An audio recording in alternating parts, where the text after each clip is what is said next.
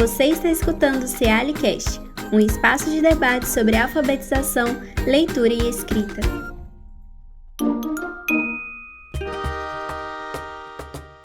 Olá, eu sou Luísa Rocha, jornalista do Ceali, e no Cealicast de hoje vamos falar sobre a alfabetização de pessoas surdas em língua brasileira de sinais, as libras, e em língua portuguesa. E para conversar com a gente sobre esse assunto, o nosso convidado de hoje é o professor da Universidade Federal do Vale do São Francisco, Isaac Figueiredo de Freitas, que escreveu um artigo sobre o assunto intitulado Alfabetização de Surdos para além do alfa e do beta. Seja muito bem-vindo, professor. Se apresente para a gente, por favor. Olá, Luísa. Muito bom dia, muito boa tarde, muito boa noite à audiência dessa audiorevista do Ceali. Primeiramente, eu quero agradecer por esse honroso convite de poder dialogar com o público distinto do Ceali através desse importante centro de alfabetização, leitura e escrita da UFMG, que é uma casa, de um dos baluartes dos estudos de alfabetização do nosso país, a saudosa professora Magda Soares, a quem eu dedico esse episódio em memória dela. Bom, para me apresentar, eu vou falar daquilo que não está no Lattes e de algumas coisas que estão no meu Lattes. Então, o que não está no Lattes é que eu nasci no sertão da Bahia, sou da cidade do interior da Bahia chamada Senhor do Bonfim. Costumo também dizer que eu sou buriense, porque eu nasci numa rua chamada Buriá de Baixo, então costumo sempre lembrar da minha rua, onde eu nasci e cresci. No momento eu conto com 36 primaveras, eu sou casado e não tenho filhos. Então esses são os aspectos que não estão no meu Lattes. O que está no meu Lattes é que eu sou professor de Libras, atualmente na Universidade Federal do Vale do São Francisco, mas eu também já atuei como professor de ensino de Libras em cargo efetivo no curso de Letras, Libras, Língua Estrangeira da Universidade Federal do Recôncavo da Bahia. Muito satisfeito de estar aqui para ter essa conversa. Tá ótimo, obrigada, professor. Bom, então aí vamos começar falando um pouco sobre o artigo, né? Você fala sobre o ensino de Libras por meio de um sistema de escrita, né? O sign writing, que uma tradução livre seria escrita de sinais. Poderia explicar pra gente o que é esse sistema de escrita, como ele surgiu e como ele se aplica no ensino de Libras? Muito bem. Então, recentemente, no estudo doutoral que eu fiz, eu sugeri que nós chamássemos esse sistema de escrita, o signwriting, de ortografia Sutton, em alusão ao nome da pessoa que criou esse sistema de escrita, Valery Sutton. Então, no decorrer desse podcast, eu vou usar muito o termo ortografia Sutton, me referindo justamente ao signwriting. Então, estou fazendo esse pequeno aviso, porque aí os ouvintes desse nosso episódio já ficarão sabendo que sempre que eu falar de ortografia Sutton ou de escrita Sutton, eu estou me referindo à mesma coisa. Muito bem, e o que é essa ortografia Sutton? É um sistema, um conjunto de unidades gráficas que nos possibilita registrar diretamente a língua de sinais no papel. Então, assim como nós temos o nosso sistema latino alfabético que nos permite registrar a nossa língua oral, a língua portuguesa no papel, esse sistema de escrita de língua de sinais, a ortografia Sutton, ela permite fazer o registro de qualquer língua de sinais. Então, por exemplo, o sinal de gostar em Libras, ele é feito com a palma da mão encostada no centro do tórax, e essa palma da mão faz um movimento circular no tórax. Se nós formos registrar esse sinal usando esse sistema de escrita, a ortografia Sutton, nós vamos usar uma representação da palma da mão, e vamos usar também um grafema representando esse movimento circular que nós fazemos no tórax. Então, usando o grafema que representa a palma da mão e usando um outro grafema que representa o movimento, nós compomos esse sinal de gostar. Então, é desse modo que o sistema funciona, semelhante a um sistema alfabético. Assim como o sistema alfabético registra as menores unidades da língua oral, os fonemas, então a ortografia Sutton ela tem alguns caracteres que registram as menores unidades que constituem os sinais. A segunda pergunta, como esse sistema surgiu, ele surgiu na década de 70. Como eu já falei anteriormente, a pessoa que desenvolveu esse sistema de escrita, que inventou esse sistema de escrita, chama-se Valery Sutton. Ela é uma pessoa não surda, que atuava como bailarina na Dinamarca, e ela usava um sistema de notação para registrar os passos de dança que ela fazia durante as suas coreografias de balé. E alguns pesquisadores da Universidade de Copenhague, na Dinamarca, viram esse sistema de notação dela, que ela chamava de Dance Writing, e pediram para que ela adaptasse esse sistema de escrita, o Dance Writing, para um sistema de escrita que fosse capaz de registrar a língua de sinais no papel. E assim ela fez, e esse sistema que ela adaptou, ela deu o nome de Sign Writing. Então, é assim que surge o sistema, a ortografia Sutton, surgiu no ano de 1974. Aqui no Brasil, ele chegou entre os anos de 1996 e 2001. O professor Carlos da Rocha Costa, né, ele tinha como bolsista no seu programa na Universidade Católica de Porto Alegre uma estudante chamada Mariane Stumpf, que hoje ela é conhecida no país todo, né, a professora Mariane Stumpf, mas à época ela era uma estudante bolsista. E um dos trabalhos que o professor da Rocha Costa desenvolveu com a professora Stumpf, à época apenas estudante, foi estudar essa ortografia, né, esse sistema de escrita desenvolvido por Valery Sutton e tentar adaptá-lo para a língua brasileira de sinais. E isso foi feito entre os anos de 1996 e o ano de 2001. O resultado desse trabalho da professora Stumpf, né, à época como estudante, foi que ela publicou um manual em que ela ensinava como escrever a língua brasileira de sinais utilizando, então, o sistema SignWriting desenvolvido por Valery Sutton. Então, apenas para ficar claro, ele surge em 1974 e mais tarde, de 1996 a 2001, ele é adaptado, então, para a nossa língua brasileira de sinais, para que as pessoas que usam a língua brasileira de sinais possam fazer uso desse sistema de escrita. E a terceira parte da pergunta, Luísa, que você fez, que é como que esse sistema se aplica, ele possibilita que se faça uma interação direta entre o registro escrito e a língua natural das pessoas surdas, no caso, a língua de sinais. Então, como eu já citei anteriormente, ele funciona basicamente na mesma lógica dos sistemas alfabéticos. Os sistemas alfabéticos que nós utilizamos, eles registram, né, as unidades menores que constituem aí a nossa língua oral, como, por exemplo, a palavra bola. A palavra bola ela é representada com 4 letras, né? Popularmente as pessoas chamam de letras, mas nós chamamos de grafemas. Então, são 4 letras que vão representar esses fonemas, né? Uma letra vai representar o fonema P, a outra letra vai representar o fonema O, e a outra letra vai representar o fonema L, e a outra letra vai representar o fonema A. Então, essa constituição vai fazer o registro da palavra bola, né? Isso no sistema alfabético da língua oral. No caso do sistema da ortografia Sutton, ele vai funcionar na mesma lógica, só que serão as menores unidades que constituem um sinal. Quais são essas unidades que constituem o sinal, né? Configuração de mão, o ponto de articulação, o movimento, a orientação da palma da mão e as expressões corpóreo-faciais, né? Então, essas unidades menores que constituem o sinal, elas serão compostas no momento de se escrever os sinais da Libras ou de qualquer outra língua de sinais que faça uso dessa ortografia. Muito interessante, né? Esse sistema realmente parece ser uma ferramenta que pode ser muito útil, né? E aí a gente pensando no ambiente escolar, é importante que esse sistema ele esteja presente, seja ensinado, né, em escolas que têm estudantes surdos desde a infância, desde já pequeno. E eu queria saber se isso já acontece hoje no Brasil. Veja bem, Luísa, sim, a resposta de modo simples é que sim, esse sistema, o ideal é que ele seja ensinado nas escolas, né, para as crianças surdas desde a tenra infância. Então, assim como nós falamos de alfabetização na idade certa em língua portuguesa, não seria um disparate falar em alfabetização na idade certa com a ortografia Sutton, né, com esse sistema de escrita. E por quê? Então, um dos trabalhos pioneiros no Brasil sobre a alfabetização usando a ortografia Sutton é da professora Mariane Stumpf.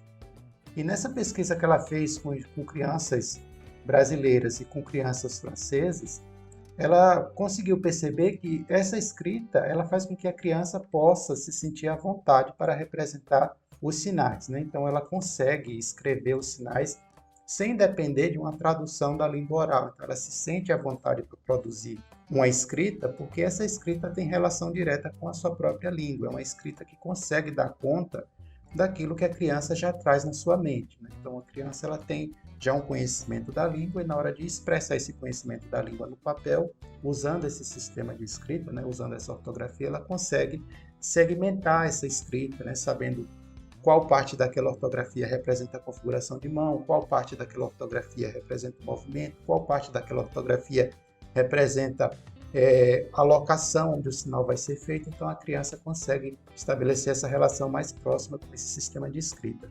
Então, nesse ponto, é muito importante a escrita, porque a criança vai se deparar com uma outra forma de representar a sua língua, não só no formato oral, mas também no formato escrito.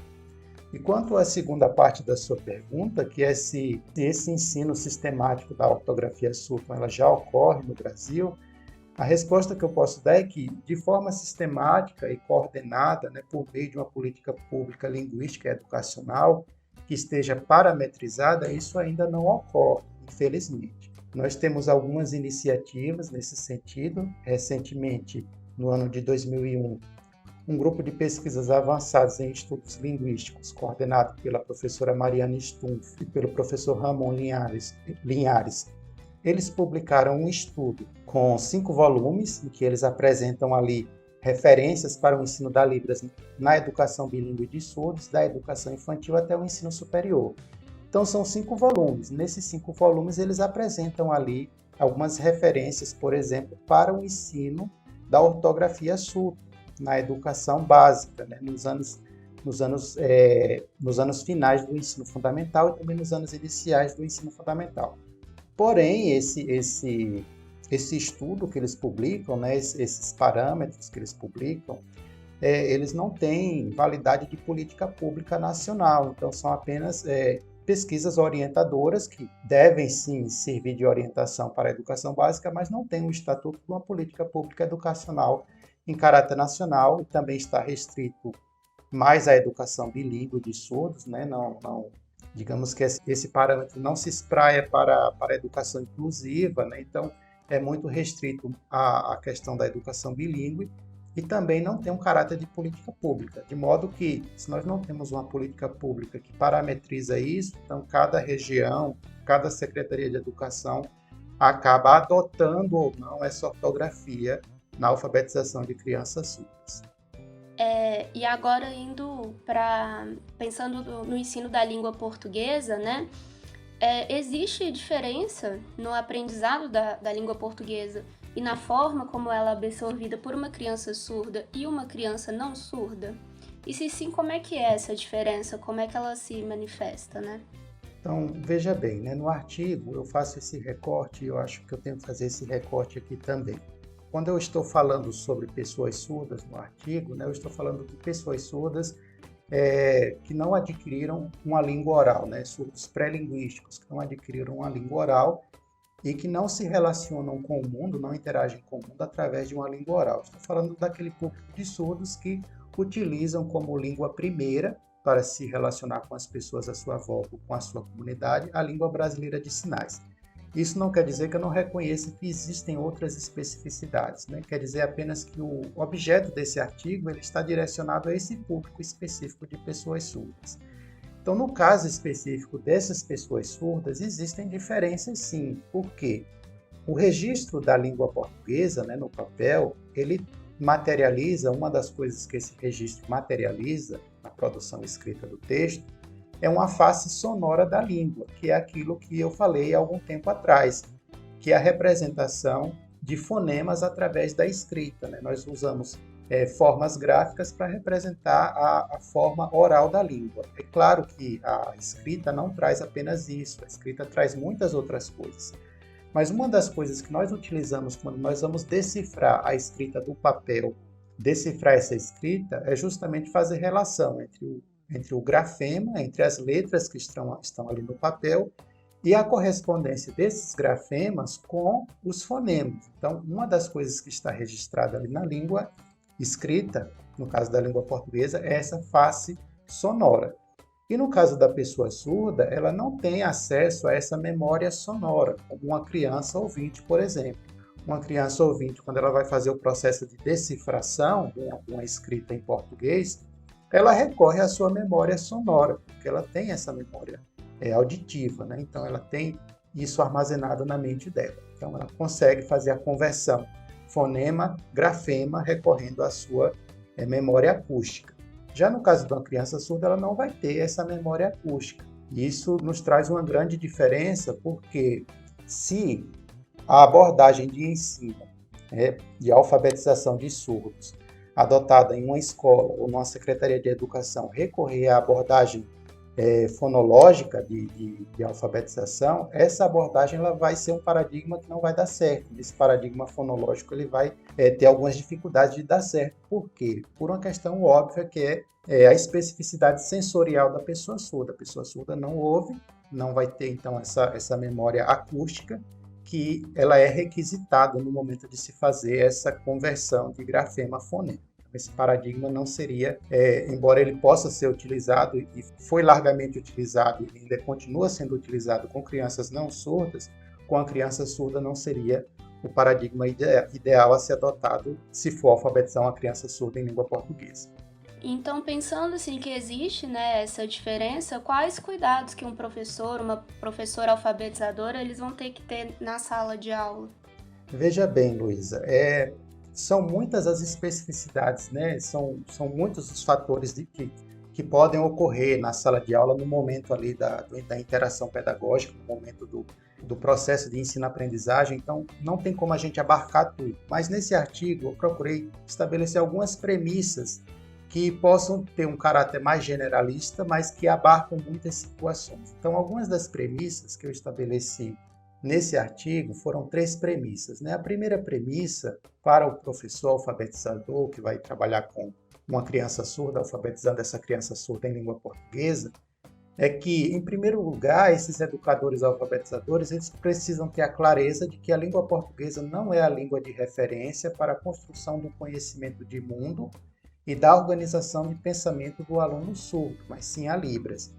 Isso não é trivial, porque às vezes, né, o professor alfabetizador ele pode ter a impressão de que ele pode prescindir da Libras, pode abrir mão da Libras. E uma vez esse aluno surdo estando na sala de aula, a Libras vai ser a língua que vai ser o veículo para que esse aluno aprenda qualquer outra coisa, né? Tanto a língua portuguesa como qualquer outro conhecimento acadêmico. Então não dá para abrir mão da Libras. Então entender isso é muito importante, porque uma vez esse aluno surdo estando na sala, o professor alfabetizador já sabe que vai precisar da Libras, né? Libras não vai ser mais algo opcional na vida desse aluno e desse professor alfabetizador. Vem o pacote completo, eu costumo dizer assim, vem o aluno surdo e com ele vem a língua e a cultura. Então não dá para separar o aluno surdo da língua de sinais brasileira. Vem tudo junto. A segunda premissa que eu coloco nesse artigo é que um dos aspectos cruciais para o professor alfabetizador é que ele tenha domínio linguístico pleno da Libras e da língua portuguesa. Do contrário, dificilmente o processo de alfabetização em língua portuguesa da pessoa surda vai ter êxito, porque para aprender a língua portuguesa escrita, o aluno surdo vai precisar de instruções formais. E essas instruções formais sobre a escrita da língua portuguesa, elas precisam ser passadas através da língua brasileira de sinais, que é a língua que orienta o pensamento intelectual da pessoa surda. Então, o professor ele precisa ter esse domínio das duas línguas. Também no momento do processo de ensino-aprendizagem, da alfabetização em língua portuguesa, o professor vai recorrer muito às comparações contrastivas entre uma língua e outra. Como que se constrói uma sentença em português, como que se constrói em Libras. E aqui não é questão de dizer, olhe, se você escrever assim está certo, se você escrever assim está errado. Não, é simplesmente de comparar as duas gramáticas e dizer, olha, a forma como você escreveu aqui está em Libras. Agora, se fosse em português, como é que ficaria, né? Então, essas comparações o professor precisa estabelecer, o professor alfabetizador precisa estabelecer. Daí a necessidade, então, dele ter um domínio muito bom, tanto da Libras, como também da língua portuguesa, né? Ele precisa conhecer muito bem as duas línguas em profundidade. E a terceira premissa que eu coloco é que os professores alfabetizadores de surdos, eles precisam ter clareza de que a língua portuguesa para surdos, o ensino de língua portuguesa para surdos deve partir de textos reais produzidos nessa língua. E quando eu digo textos reais, eu estou falando de textos escritos, porque normalmente o português oral ele não é apreendido pelos surdos, então os surdos dependerão desses textos escritos como um principal meio de acesso à língua portuguesa. Então, esses textos que são utilizados como os diversos gêneros textuais que serão utilizados para promover a alfabetização de surdos na sala de aula, de preferência devem ser textos reais, não textos artificiais ou textos, de repente, muito modificados, né, muito adaptados, de repente, numa tentativa de tentar fazer com que o processo flua de forma mais rápida. Então, textos reais são aqueles textos que circulam no dia a dia, desde um tweet até um texto mais elaborado como um editorial de um jornal, desde uma reportagem simples, né, numa revista, até um gênero textual mais elaborado, como, por exemplo, um romance. Então, que sejam textos reais, né? Textos que foram produzidos com o objetivo de circular em determinadas esferas e que esses textos eles sejam trazidos de acordo, claro, com o nível de escolaridade de cada aluno, né? Atendendo os graus de complexidade de cada série e assim por diante, mas que os textos sejam reais e que possibilitem a esse aluno uma apreensão da língua portuguesa em seu estado o mais vivo possível, né? Que ele perceba o português na sua forma mais usual possível, não um português artificializado. Então são essas três premissas que eu trago no meu trabalho, entendendo que isso não abarca tudo, porque as diversas especificidades que um professor alfabetizador vai encontrar na sala de aula são inúmeras, então não tem como trazer informações precisas para cada caso. Realmente, né? Cada caso é sempre individual, mas já tem algumas premissas básicas aí também que os professores já podem ter um certo cuidado, né, com isso. A conversa tá muito boa, esse assunto é muito interessante, mas a gente vai fazer uma pausa aqui para o programa não ficar muito grande e vamos continuar no próximo CLCast. Ainda tem muita coisa pra gente discutir, então continue acompanhando e até o próximo episódio.